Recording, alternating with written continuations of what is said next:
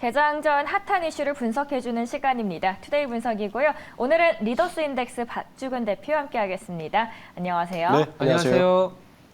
대표님 벌써 러우 전쟁이 1년 가까이 된 것 같아요. 네, 터진 지. 네. 벌써 1년이라는 시각이 그러니까 러시아 입장에서는 속전속결로 끝내고 싶었는데 판단 미스였던 것 같아요. 네. 그러다 보니까 최근에 이 러시아와 우크라이나 전쟁 관련해서는 좀 예전보다는 관심도가 좀 떨어지긴 했지만 뭐 최근 뉴스가 뭐 진위 여부는 좀 확인되진 않았지만 이 대선 2024년에 대선이 있나 봐요, 러시아가. 저는 관심도 사실 없습니다. 러시아에 네. 관심 주면 안 돼요. 네. 안 되지만 우리나라에서 또 투자 아이디어가 있을 수 있기 때문에 24년 대선에 푸틴 현 대통령이 뭐 참전? 은퇴를 선언을 했다라는 부분에 재건주가 어제 강세를 보였거든요. 네. 이게 이어질 수 있을 만한 건지 아니면 또 푸틴은 우리가 믿을 수 없지 않습니까? 네. 그래서 단기적인 이슈로 좀 끝일지 이 부분 한번 체크해 볼 필요가 있을 것 같아요. 결론 좀 말씀드리면 좀 단기적인 이슈로 끝나지 않을까 생각이 듭니다. 그렇죠. 왜냐하면 일단 초대 말씀하셨듯이 일단 영국 매체를 통해서 이 소식이 전해졌고 네. 좀 단기적이라는 이유 중에 또 하나의 이유는 이 푸틴이 은퇴를 선언했지만 후계자를 지명하고 선언했거든요. 그 후계자가 전 국방부 장관 알렉세이 듀이예요. 그러니까 무슨 말이냐면 물러나는 것이 아니라 상황으로 상황으로, 그렇죠. 존재한다는 걸 볼 수 있는 거죠. 그래서 이런 정도의 구도면 푸틴 의지가 그대로 반영될 것이고 러시아 정국은 푸틴이 은퇴하더라도 은퇴가 곧 전쟁의 종식이다라고 이 쿨을 성립하기에는 조금 무리가 있는 소식인 것 같고 우크라이나 전쟁에 대한 주식은 계속 재건주 외에는 사실 소식이 없거든요. 그러니까 재건주가 계속 이런 소식이 들릴 때마다 재건주가 등락을 반복하는 게 지금 좀 몇 번 반복하고 있는데 재건주를 보실 때는 뭐 상식적인 이야기지만 전쟁 이후에 재건에 가장 필요한 것은 사실은 건설 기계밖에 사실 없죠. 그리고 전기 인프라. 이 두 가지가 사실은 핵심 키워드라 봅니다. 다행스럽게도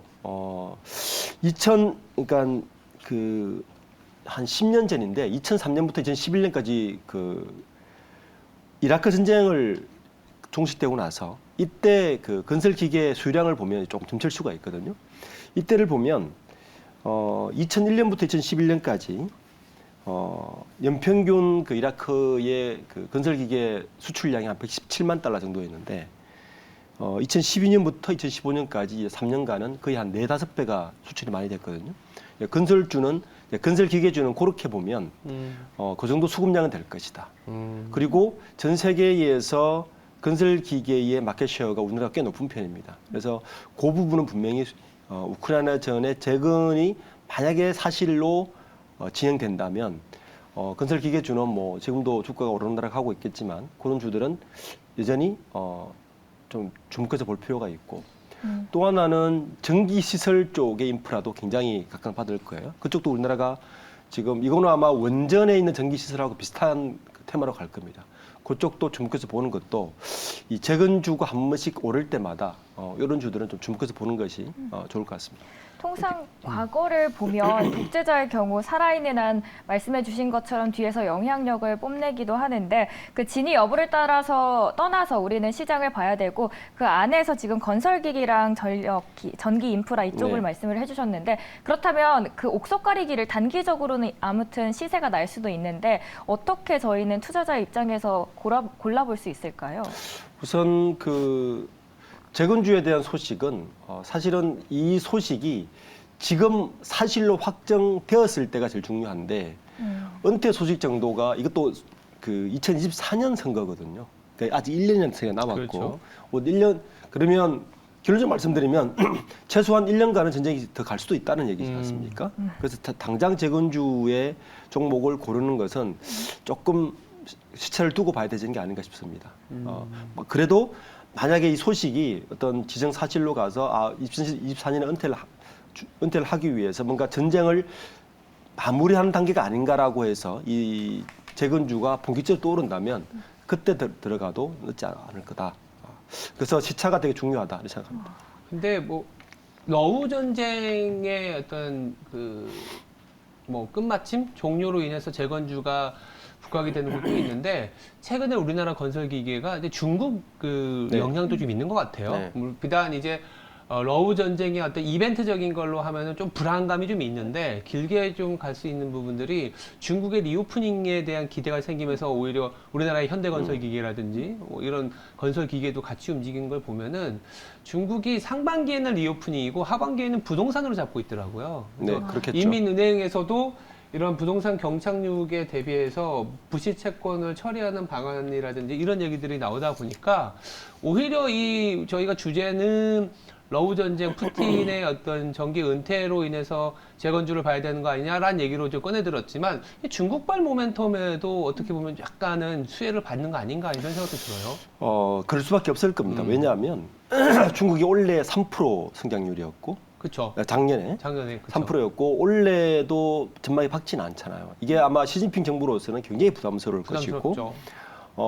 우리나라도 마찬가지지만 중국 역시 GDP 상승률에 가장 공을 세우고 있는 것은 부동산일 수밖에 없거든요. 네. 부동산 개발에 손을 대는 유혹은 아마 정부 입장에서 뿌리칠 수 없을 겁니다. 그렇죠. 리오프닝이 확실하고 엔데믹이 확실하다면 방금 말씀하신 것처럼 하반기에는 이 쪽을 손댈 수밖에 없을 것이고 이 GDP 높이는데 그러면 건설 쪽에 부동산 쪽에 아마 투자를 시작할 것이고 버블이었던 것이 좀 꺼지기 시작했을 것이고 중국의 부동산 경기가 한참 오를 때를 우리가 회귀해 보면 현대건설기계나 두산인프라 같은 주가 괜찮았거든요. 맞아요. 왜냐하면 가성비가 좋았고 굉장히 많이 추출이 됐습니다. 그 부분도 같이 보는 것도 전 나쁘지 않다고 보고 만약에 이 하반기에 이 재건주가 확실히 떠오르고 중국의 부동산까지 같이 푼다면 이제 건설기계 쪽을 보는 것도 그러니까요. 굉장한 좋은 시각인 것 같습니다. 그렇다면 단순히 이번 푸틴 이슈에 집중하는 게 아니라 좀 확장을 해서 전반적인 건설주에 대해서 생각을 해보시면서 투자하시면 좋겠습니다. 첫 번째 이슈 다뤄봤고요. 두 번째로 넘어가 볼 텐데요. K-웹툰이 주력 수출 상품으로 부상하는 K-콘텐츠의 한 축을 차지하면서 해외 큰손들 또한 주목을 하고 있습니다. 이런 상황 속에서 네이버 웹툰이 미국 증시 상장 준비를 멈추지 않고 있는데 주목해 볼 수 있는 관련 주들이 있을까요? 웹툰주가 꽤 괜찮은 것 같습니다. 네. 이 시장 규모가 지금 한 5조 정도 되는데, 네. 2030년에 한 70조까지 보는 전문가들도 있습니다. 이런 그 시장 상황에서 네이버 웹툰이 지금 미국 시장에서 점유율이 굉장히 높아요. 그러니까 전 세계 지금 사용자가 8,500만 명 정도 되는데 미국에서만 1,200만 명인데 저는 더 재밌는 수치가 2위 사업자가 하고 7배 차이가 나요. 그리고 사용자의 80%가 MZ세대입니다. 앞으로 성장주를 보는 여러 가지 시각이 있는데 저는 중요한 시각 중에 하나가 누가 타임트랩, 고객의 시간을 많이 부여잡고 있느냐가 굉장히 중요하거든요. 그러니까 플랫폼 주든 어떤 주든 그를 옥석을 가릴 때 가장 중요한 것은 그 플랫폼이나 그쪽에서 사람들의 시간을 타임트랩을 누가 많이 하고 있는가가 사실 되게 중요하거든요. 네. 그래서 그런 식으로 본다면 웹툰주는 굉장한 플랫폼이라는 거죠. 그래서 시장성에 대해서는 굉장히 성장성이 있는데 지금 2차 전지 같은 메가 트렌드만큼 어떻게 커질 수 있는 주 쪽이 하나가 저는 웹툰이라고 보고 있는데 거기다가 이게 한 3가지가 지금 계속 시너지를 내고 있지 않습니까? 그러니까 웹툰, 엔터주, 그리고 드라마, OTT. 네. 그리고 이게 또 이어지면 NFT까지 연결되거든요. NFT까지. 네. 이렇게 같이 묶어서 봐야 되는 게 웹툰주기 때문에 자 그렇게 본다면 저는 현재 네이버 웹툰이 미국뿐만 아니라 동남아, 일본, 프랑스에서도 좀 시장 1위를 하고 있기 때문에 이게 잘 만들면 다른 쪽과 시너지를 내서 굉장히 괜찮은 성장성이 있는 주로 생각하고요. 이런 측면에서 보면 이번 주 이제 수요 예측을 시작해서 2월에 IPO하는 몇 개 기업이 있는데 스튜디오 미러 같은 이런 기업들이 2월에 이제 IPO를 하거든요. 어제 아마 수요 예측이 수요 예측을 끝났을 어제 거예요. 끝났죠. 예. 좀 이걸 좀 주목해서 볼 필요가 있는 것 같은데 왜냐하면 시장의 어떤 가늠자가 될 수 있기 그렇죠. 때문에 여기를 보면 요 기업이 2010년에 설립했는데 요게 재밌는 게 전 밸류 체인을 웹툰의 전 밸류 체인을 내재화시킨 기업이에요. 그러니까 시작부터 IPO, OTT 서비스까지 다 연결되는 기업으로 요게 OTT가 됐는데 만약 이런 기업들이 탄탄하게 시장에서 인정을 받는다면 웹툰 관련 기업들은 이런 밸류 체인을 가지고 있는 그러니까 컨텐츠도 가지고 있고 유통의 밸류 체인 다 가지고 있는 이런 것들이 요 플랫폼과 연결시키는 기능을 많이 한다면 이런 기업들도 주목해서 보는 것도 그러니까 성장주 측면에서 저는 좀 주목해서 볼 만한 주가 아닐까 생각합니다. 안 그래도 스튜디오 미러 같은 경우에 기관 투자자분들도 상당히 관심을 많이 네. 갖고 있어요. 탄탄한 기업이고 때마침 우리나라의 뭐 K 컨텐츠는 이제는 거의 뭐 우리가 잘한다라는 걸로 자리 잡은 상황이라서 말씀하신 것처럼 이 네이버 웹툰까지 미국에 만약에 상장을 하고 뭐 이렇게 되면 확장성이 굉장히 커질 것 굉장히 같거든요. 커지죠. 그러니까 네이버 자체가 그동안에는 우리가 이제 검색기구는 이제는 네이버를 검색기구로 활용하지는 않고 쇼핑이라든지 플랫폼으로 네. 인식을 많이 하고 있는데 이 쇼핑이라는 게 소비재에 국한되어 있었다가 이제는 조금 더 확장이 되는 우리 제작진 말에 따르면 온라인 스타필드화 되는 거 아니냐. 그 안에서 노는 거죠. 그렇죠. 뭐 만화도 보고 그 굿즈도 사고 아까 말씀하신 것처럼 뭐 이제 TV 기능, OTT 기능까지 가능할 텐데 그러면 오히려 대장주가 네이버가 될 수 있는 거 아닌가라는 생각도 들거든요. 그렇죠. 결국에는 그 그러니까 네이버 웹툰이 이제 IPO를 따라간다는 거 아닙니까? 그 네이버는 참 영리한 게 만약에 네이버 웹툰이 국내에 IPO를 할 수 있었을 거예요. 그럼 엄청 크게 나오는 수급적인 불안감이 좀 있죠. 있죠. 그리고 아마 흥행하기는 쉽지 않았을 거고 또 하나는 얘도 물적 분할 아니야? 또 비난을 들을 수 있을 거고. 예. 그래서 네이버 영리한 게 이 웹툰 IPO를 뉴욕에 산다는 거 아닙니까? 맞아요. 굉장히 영리한 저는 판단인 것 같고 그리고 또 그렇게 할 수 있었던 것은 우월한 시장주의. 그치. 그러니까 2 차이하고 2가 7배 정도 차이 나고 그리고 수급이 탄탄합니다. MZ 세대의 80%가 잡고 있고 그럼 방금 말씀하신 것 같이 결국에는 앞으로는 누가 그 유저의 타임 트랩을 많이 하는 기업들이 결국에는 성공할 수밖에 없기 때문에 웹툰이 타임 트랩을 하는 순간 방금 말씀하신 여러 가지 OTT 서비스부터 다른 컨텐츠와 연동성이 되게 크기 때문에 저는 만약에 성공적으로 네이버 웹툰이 미국 IPO 시장에 진입한다면 국내에 있는 웹툰 제작사들이나 웹툰 기업들이 쉽게 진출할 수 있는 교두보를 확보할 수 있기 때문에 이렇게 같이 연결해서 우리나라 기업들도 같이 보는 그러니까 지금 들어갈 만한 웹툰 제작사들이나 기업들도 같이 눈여겨보는 것도 굉장히 영리한 방법인 것 같아요. 그러면 이 안에서 네이버를 제외하고 가장 수혜를 받을 수 있는 탑픽주 뭘로 보시나요? 지금 뭐 네이버에서 그 웹툰 시장에서 뭐 키다리 아저씨라든지 여러 가지 그 컨텐츠를 하고 있는 기업들도 다 유심히 보되 저는 다음 달에 진입하는 요 기업도 시장의 중요한 가늠자가 될 수 있다. 좀 잘 봐서 들어간 것도 나쁘지 않다. 스튜디오 미러 같은 기업들이 청약 결과를 갖고 이제 상장이 될 텐데 약간 분위기가 나쁘진 않을 것 같다 그렇죠. 정도는 저도 좀 체감을 하고 있는 상황이긴 합니다. 근데 이게 네이버가 아직 흑자 전환에 성공을 하지는 못했다고 하던데. 웹툰 쪽이? 웹툰 쪽이, 예. 그래서 상장 시점까지 손익 분기점에 도달하겠다는 목표를 세우는 데 있어서 뭐 상장의 리스크 요인은 안 될까요? 저는 별로 되지 않을 거라 봅니다. 이 정도 수요와 이 정도 플랫폼의 기반을 가지고 있다면 소위 말하는 뭐 마켓 클리보다 훨씬 나을 것 같아요. 그렇긴 할 것 같아요. 그런 기업들처럼 네. 이 정도 적자 규모로 이 정도 성장을 했다. 그리고 뒤에 네이버가 있다.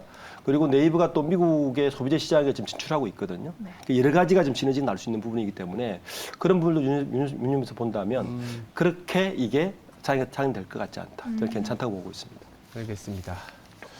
그러면 이제 세 번째 주제로 한번 넘어가 볼까요? 세 번째 주제도 어떻게 보면 우리나라의 경쟁력인 분야인데 그렇죠. 조선 쪽 얘기입니다. 카타르발, LNG선 수주, 뭐 2라운드 돌입 이렇게 네. 제가 네임을 잡았지만 사실 조선 쪽이 작년에 수주가 굉장히 좋았음에도 불구하고 주가가 좀 별로였거든요. 네. 여러 가지 뭐 비용적인 부분들도 있었고 그렇다면 이게 실제로 우리나라의 경쟁력이 부각이 되면서 카타르발 이제 수주 라운드에서 더 수주를 해올 수 있을지 그리고 곁들여서 이제 중국의 또 추격이 있기 때문에 만만치 않을 거다라는 의견도 있거든요. 여기에 대한 대표님의 생각이 좀 궁금해요. 일단 그 LNG선 수급 상황은 향후 한 5년간은 굉장히 괜찮을 겁니다. 그리고 그 수급 상황에서 우리나라 조선 3사의 경쟁력은 중국보다는 훨씬 우월한 위치에 있는 건 사실이고요. 그렇죠. 기억하시겠지만 지난달에 하나그룹이 대우조선해양을 인수하면서 그 메인은 아니었지만 주요 이슈, 리스크 이슈 중에 하나가 뭐였냐면은 하나가 대우조선해양을 인수하면 지금까지 그 저가로 수주해왔던 LNG선을 원래 가격으로 받을 수 있을까가 이슈였어요. 네. 굉장히 저가로 받아왔거든 실질적으로요. 지금 1단계 물량 받을 때 카타르에서 LNG선 한 척당 가격을 얼마 받았냐면은 2억 1,450만 달러를 받았습니다. 시장에서 얼마까지 받았냐면 2억 5천만 달러까지 받았나 보고 있거든요. 만약에 이 가격이 수급이 지금 그 카타르의 LNG선을 받는 건 이렇게 보셔야 될 것 같아요. 중국하고 경쟁력이 되느냐 됩니다. 그럼 저는 큰 문제 되지 않다고 봐요. 핵심 문제는 2억 5천만 달러 정도로 가격을 받아올 것이냐가 핵심일 것이고, 만약에 이 가격을 받아온다면 작년에 우리나라 조선 3사가 가장 힘들었던 것은 우크라이나 전쟁 이후에 원가 상승 때문에 후판 값이 너무 뛰었거든요. 맞아요. 그 2.5배가 뛰었어요. 후판 가격은 배 가격의 코스트의 30~40%를 차지하기 때문에 네. 이익이 날 수 없는 구조를 가지고 있습니다. 이 후판 가격이라면. 그런 다행스럽게 지금 그 조선 3사의 후판 가격이 작년 11월 달에 피크를 쳤어요. 피크를 치고 내려오고 있는 상황인데 한 20% 정도 떨어졌는데 올해의 지금 같은 불경기, 그러니까 경기 둔화 상황이면 원자재 값이 더 떨어질 거란 말이에요. 그 원자재 값이 떨어지면 후판 가격이 떨어지는 상황에서 이 가격을 받아온다? 그러면 조선주는 저는 올해 수익성은 굉장히 괜찮을 것 같아요. 이 후판 코스트가 떨어간 상황에서 물론 그 잠재적 그 리스크가 하나 있습니다. 그건 뭐냐면 일할 사람이 없어요. 이게 사실 잠재적 묵치인데 그것도 저는 괜찮은 게 지금 같은 불경기 상황에서는 일할 사람이 늘어날 겁니다. 그렇죠. 예, 그래서 이 두 가지 호재가 조선 3사는 있다. 그러니까 수급적인 측면 괜찮다. 그리고 중국이 경쟁이 거의 되지 않는다. 거기다가 후판 가격이 떨어져서 이익선이 괜찮을 것이다. 마지막으로 높은 가격을 받을 가능성이 크다. 요 세 가지를 잘 보신다면 LNG선을 보는 시각을 좀 다르게 봐도 올해는. 왜냐하면 조선 3사의 특징은 캐시플로우가 되게 안 좋잖아요. 맞아요. 원래 수주를 해왔더라도 이 캐시가 들어오는 거는 3년 후에 들어온단 말이에요. 네. 캐시플로우가 되게 안 좋은 것도 당연히 거의 끝나서 한국조선해양을 보면 이제 영업이익이 돌아서기 시작했거든요. 요게 조금 가파르게 올라가지 않을까라고 조선스럽게 예측할 수 있을 것 같습니다. 그럼 핵심이 건조 대금을 얼마나 인상할지가 될 것 같은데 물론 기대감이 있지만 제값을 받는 게 좀 관건이 될 것 같은데 센터장님께서는 같은 입장이신지 아니면 좀 다른 의견을 갖고 계신가요? 그러니까 조선주를 이제 탑다운해서 본다면은 두 가지 측면이 굉장히 중요해요.